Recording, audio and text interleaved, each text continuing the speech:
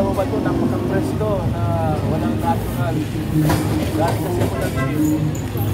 Ngayon, ito yung nakakaroon daw na pampalitaos na natural. Alam nyo ba guys na maliban doon sa pagkukontrol ng tubig o fluid sa ating katawan, ang sabaw pala ng buko ay good source of nutrition din. Antioxidant properties, anti-hepatitis and fatty liver, anti-diabetes, kidney stones and UTI.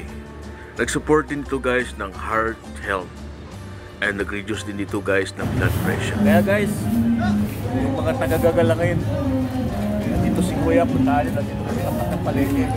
Napaka-press ka po ulit.